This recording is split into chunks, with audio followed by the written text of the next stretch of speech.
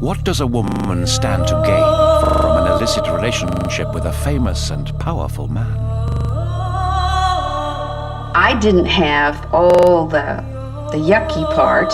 I had what I thought was the sexy part and the fun part.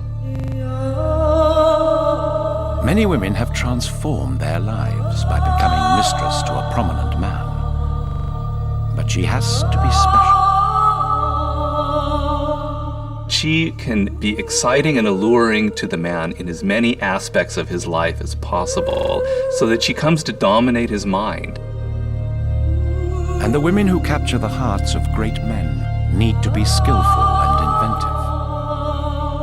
Throughout history, some of the fascinating women have been mistresses rather than wives.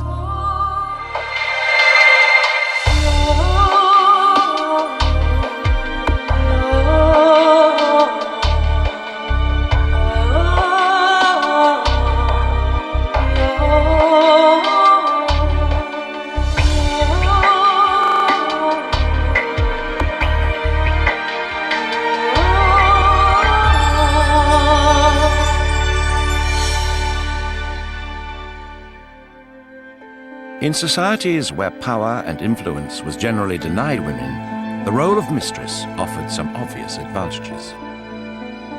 We forget how hard it was for women to have any kind of independent life.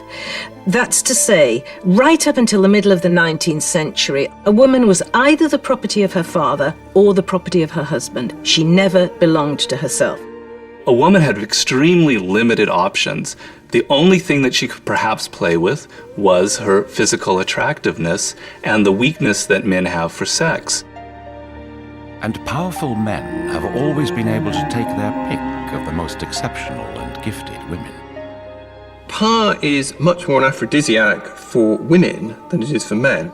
It's still the case that markers of power, status and wealth are more important to women than physical appearance. She was the queen of a vast empire that she had risen to rule through hard, cold political skill. From 51 BC, for over 2 decades, she forged alliances with the Roman Empire through romantic liaisons with 2 of its leaders. She used her sexuality to gain the sort of political prizes that were normally reserved for men. These 2,000-year-old coins are the most accurate image we have of Cleopatra. Her seductive powers were not based on her beauty. She wasn't physically one of the most beautiful women that you would meet in Alexandria, a city that was renowned for its beautiful women. What made her so immensely seductive is that she preyed upon a man's weakness. Cleopatra needed Julius Caesar's military might after she was exiled by her younger brother. The tale of how she seduced the emperor is legendary. He was 52 and she was just 21.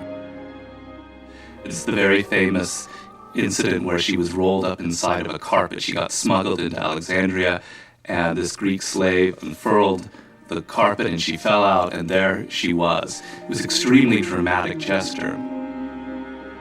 And Caesar, who's very susceptible to women, is just bowled over. Caesar sent his armies to fight for Cleopatra. She regained her throne, and together they had a son.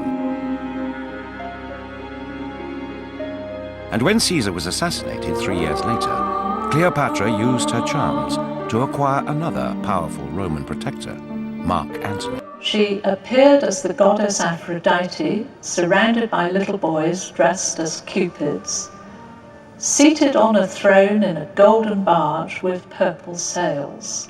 And Antony, who was very susceptible to women, was completely overwhelmed. But her relationship with Mark Antony threatened the Roman Empire. Antony's rival, Octavian, declared war on the lovers and defeated them at the Battle of Actium. Mark Antony committed suicide because he thought Cleopatra was dead. But she'd been captured and killed herself too by holding a poisonous snake to her breast. I consider her the greatest seductress that ever lived, and also perhaps the inventor of seduction as we know it now. Cleopatra was hugely successful in capturing the hearts of the men she selected to help her. More than 1,000 years later, another powerful mistress displayed the same kind of talents.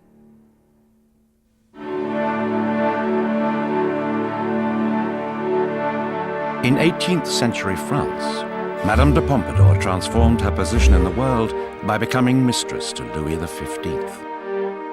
Madame de Pompadour is brought up in a society which is very aristocratically orientated and in which men lord it over women. It's a very patriarchal society.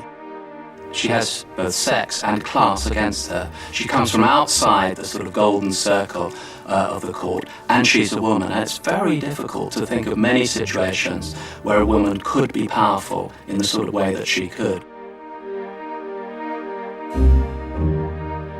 Pompadour was just 24 when she set her sights on becoming the official mistress to King Louis XV.